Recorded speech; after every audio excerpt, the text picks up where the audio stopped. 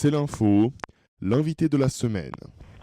Les élections du 4 mars, auxquelles ont participé 73% des électeurs inscrits, laissent l'Italie dans un état de grande confusion quant à son futur gouvernement. On va en reparler avec Paolo Levi. Bonjour Paolo. Bonjour, bonjour à vous. Alors ces résultats, ils confirment et ils amplifient par rapport au sondage la croissance du mouvement 5 étoiles, 32,6% à la Chambre des députés, qui domine notamment dans le sud du pays, ce qui laisse apparaître une fracture nord-sud.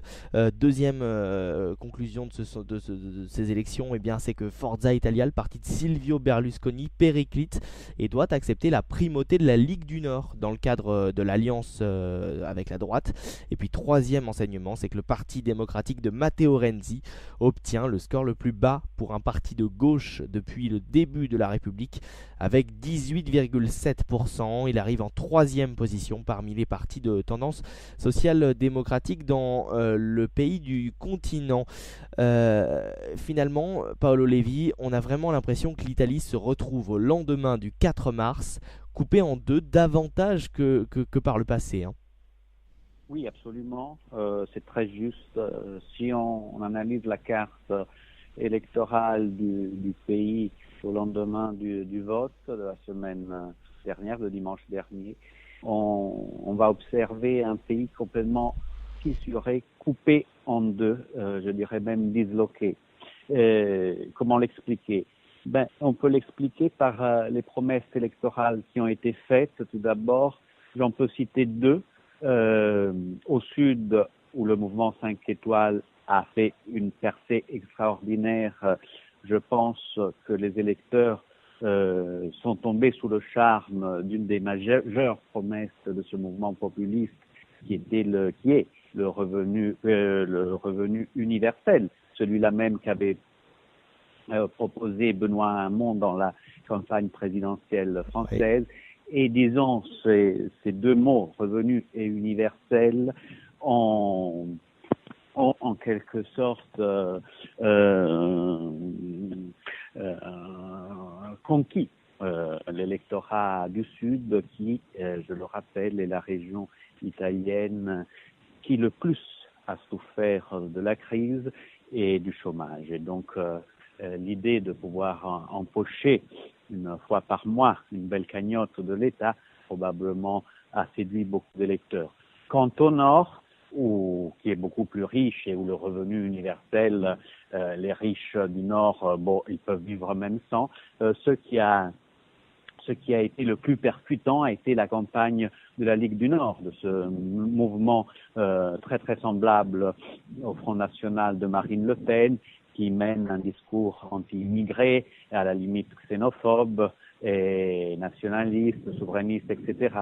Et c'est ce qui a, en quelque sorte, convaincu les électeurs du Nord à voter pour le leader de ce mouvement, Matteo Salvini, plutôt que pour le mouvement 5 étoiles. Donc, si on peut synthétiser en deux, un Sud plus pauvre à la traîne, exclu en quelque sorte de la mondialisation, qui vote pour le revenu universel, donc pour une mesure très très sociale, etc.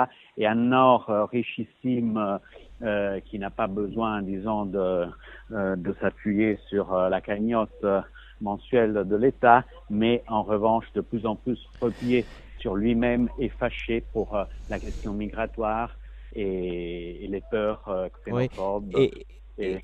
Et de l'autre. Et alors Paolo Levi, je vous interromps, pour comprendre un petit peu, beaucoup d'analystes disent maintenant que l'Italie passe sous la houlette de l'extrême droite et va devenir de plus en plus eurosceptique. Que répondez-vous à ces analystes ? Je ne sais pas s'il va passer sous la houlette de l'extrême droite, ça me paraît un brin exagéré. Parce que si on peut définir le seul mouvement vraiment d'extrême droite digne de ce nom est le parti Fratelli d'Italia d'une mademoiselle qui s'appelle Giorgia Meloni, qui a obtenu plus ou moins 3,9% des votes.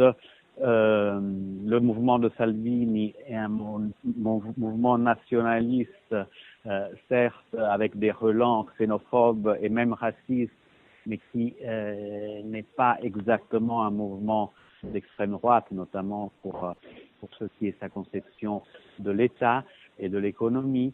Et donc, je ne suis pas sûr qu'on puisse dire que l'Italie bascule vers l'extrême droite. Une chose est sûre et certaine, après avoir inventé le populisme moderne avec l'avènement de Berlusconi en 1994 et surtout avec l'arrivée du mouvement 5 étoiles au Parlement en force en 2013, aujourd'hui, en 2018, l'Italie, qui doit toujours exagérer, qui aime l'exagération, elle invente le bipolarisme populiste.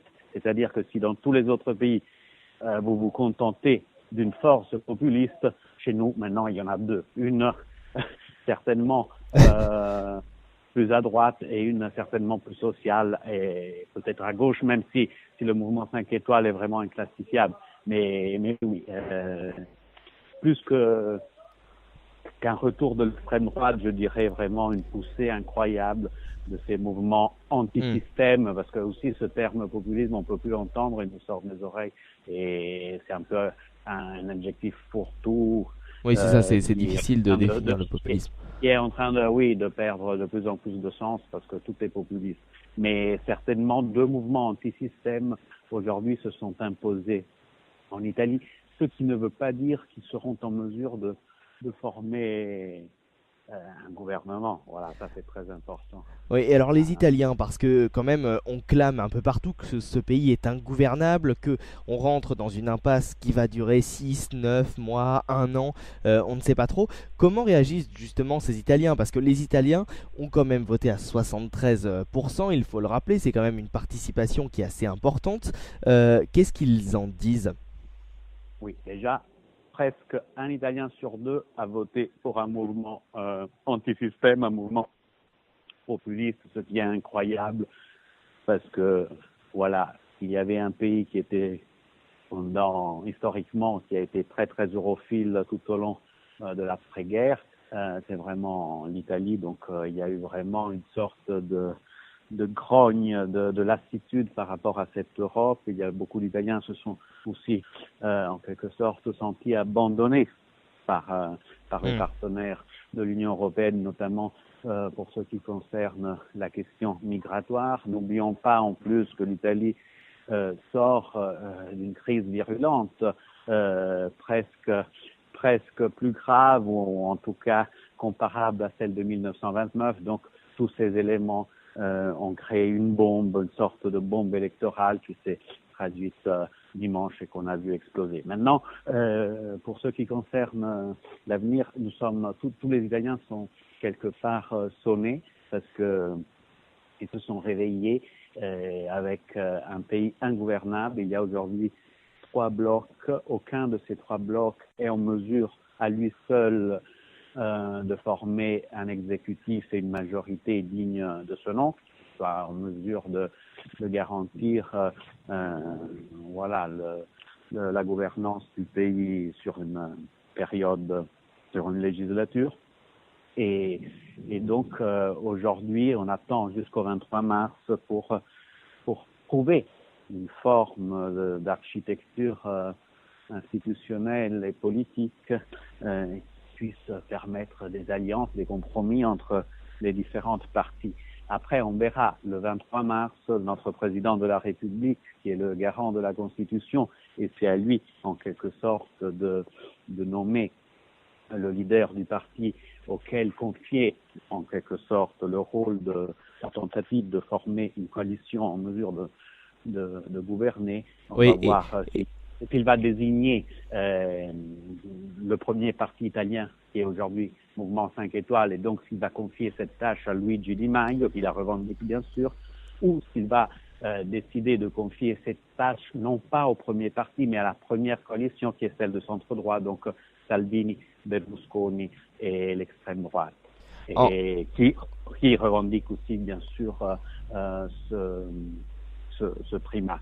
Et maintenant, pour ce qui est de l'actualité brûlante de ces jours en Italie, il y a le mouvement 5 étoiles qui, après avoir fait 5 ans d'opposition virulente contre le centre-gauche, en lâchant les pires insultes de dégagisme qu'on puisse imaginer.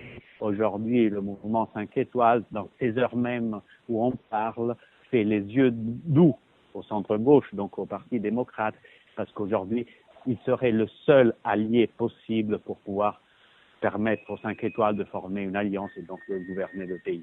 Et le Parti démocrate est en train de se fracturer sur ça, c'est-à-dire qu'il y a toute l'aile de Matteo Renzi qui dit non, non, non, jamais on s'alliera avec les populistes du mouvement 5 étoiles, mais il y a aussi une partie, certes minoritaire, mais bien présente, des démocrates qui voilà, sont en train d'y réfléchir. Donc on verra si cette offre de Luigi Di Maio, cette main tendue de Luigi Di Maio à la gauche va porter à quelque chose ou pas. Oui. Il est plus improbable que Di Maio tende sa main à Matteo Salvini et dans ce cas-là, ça serait vraiment un scénario noir catastrophique parce qu'on aurait une majorité et un gouvernement issus des deux forces, des deux extrêmes, des deux forces populistes. Oui, ce qui serait une catastrophe pour l'Italie et pour toute l'Europe en général. Même si ce Luigi Di Maio, dans une interview que peut-être vous avez lue récemment au Monde, s'est montré très très europhile. Il a même dit qu'il a une grande estime pour Emmanuel Macron, qu'il considère qu'il a la bonne approche parce que l'Europe comme elle est à l'heure actuelle, elle va pas, il faut la réformer, etc. Donc, il s'est un peu institutionnalisé ce leader du mouvement 5 étoiles. On est bien loin des insultes et des tons hauts en couleur de Beppe Grillo. Oui, et alors justement, c'est une apparence ou il s'est réellement institutionnalisé et ça va perdurer dans le temps? Alors, Luigi Di Maio a toujours été en quelque sorte l'incarnation du côté le moins colorié, le plus sobre en quelque sorte du mouvement 5 étoiles. L'impression, c'est que ce monsieur, qui est un passionné de politique, ait trouvé dans ce mouvement une fenêtre d'opportunité pour faire de la politique dans sa vie. Mais c'est vrai que dans le ton, dans la posture, il est très très loin des autres de Beppe Grillo, hommes politiques du mouvement 5 étoiles. Ouais. Il a été toujours très très posé, il a 31 ans, etc. Après, il faut voir s'il bluffe avec l'Europe ou s'il bluffe avec les Italiens. En tout cas, une chose est sûre, lui, il a transformé ce parti qui se voulait au départ comme un parti d'opposition, etc. On a un parti, du moins c'est son ambition, qui puisse gouverner. Et pour gouverner un pays, on peut pas faire 24 heures sur 24 les comiques ou les troublions, etc. Une chose est sûre, Di Maio est aussi celui qui, en quelque sorte, pour la première fois, casse un tabou fondamental du mouvement 5 étoiles, c'est-à-dire celui que jamais au monde ils auraient pu faire un compromis avec d'autres partis. En proposant au Parti démocrate de faire une alliance, en tendant la main au Parti démocrate, c'est pour le mouvement 5 étoiles une révolution copernicienne. Pour la première fois, il renonce à cette posture folle de ne vouloir en quelque sorte s'allier avec personne parce qu'il considérait dans cette vision dégagiste de la politique que tout le monde était pourri et que seuls eux étaient les seuls dépositaires de l'honnêteté et de la pureté. Donc, disons, par ce geste qu'a fait dans ces heures-ci, hier, Luigi Di Maio, on a vu qu'il y a quand même une attitude très très différente par rapport au passé. D'accord. Et au radicalisme du peuple. C'est ça. Alors en tout cas, il est toujours intéressant après une élection, surtout en Europe, d'analyser les marchés financiers. Visiblement, les marchés réagissent avec calme, hein, une certaine indifférence même, des marchés qui s'habituent peut-être aux frasques de la vie italienne. Le cours de l'euro-dollar, contrairement à ce qu'on pouvait penser, n'a pas baissé. On est toujours sur 1,22. Et bien en face de cela, Le Monde, le quotidien français, dans sa une datée du 6 mars, parlait de cataclysme électoral en Italie. Alors vous, Paolo Levi, vous travaillez à Paris, vous êtes donc le correspondant du journal italien La Stampa et de l'agence ANSA. Est-ce que vous ressentez la même chose que vos confrères du Monde? Cataclysme électoral en Italie? Un cataclysme, heureusement, on en a connu, heureusement, non, on en a connu pire de cataclysme. Certainement, ça a été un grand basculement. Cataclysme, c'est peut-être un brin excessif. Certes, l'Italie, dimanche, a complètement bouleversé une certaine façon de faire la politique. Les partis traditionnels dans le centre-gauche comme au centre-droit, les deux en sont ressortis les bras cassés. Et c'est vrai qu'il y a eu, pour la première fois, l'essor de ce populisme bipolaire, c'est-à-dire deux pôles populistes divergents, que c'est un truc jamais vu dans l'histoire républicaine italienne, mais je pense que c'est jamais vu aussi en Europe. Donc, cataclysme, peut-être pas, mais c'est vrai que c'est un grand tremblement de terre pour la politique italienne. Pour ce qui concerne les marchés, selon les analystes, ils sont plutôt tranquilles parce que ça leur va très très bien, disons, le statu quo actuel, parce que tant qu'il n'y aura pas, disons, une sortie de crise, le gouvernement qui reste en place est celui de Paolo Gentiloni, qui est le Premier ministre italien qui jusqu'à aujourd'hui a conduit les réformes et avec des résultats indubitablement très très positifs. Et donc les marchés, tant qu'il y a ce monsieur et ce gouvernement et ses ministres au pouvoir, est tranquille. Le jour où peut-être il y aura la possibilité d'un scénario noir avec une coalition Salvini, Di Maio ou d'autres magouilles bizarres, probablement les marchés vont commencer à s'agiter. Pour l'instant, on est tranquille parce que on est sous le chapeau de ce gouvernement très très compétent qui suscite en tout cas la confiance des marchés, des partenaires internationaux.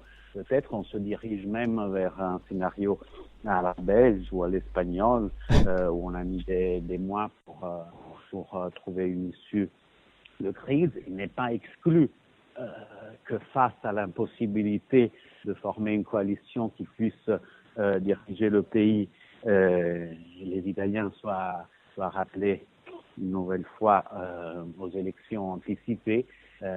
On va voir ce que ça va donner. Après, un autre facteur, c'est le fait que l'Italie, peut-être c'est important de l'expliquer aussi en France, où c'est un système très très centralisé, mais l'Italie est un pays quand même très fédéral, où les régions ont beaucoup de pouvoir d'action, et donc même sans un gouvernement, c'est un pays qui continue à rouler au niveau local tranquillement. C'est pas un pays où tout s'arrête s'il n'y a pas un gouvernement. C'est un peu comme la Belgique. La Belgique, on l'a vu, on était tous bouche bée parce que ça a duré un an et plus, et tout marchait très très bien parce que là aussi il y a des structures locales qui garantissent en quelque sorte le bon déroulement de la machine administrative.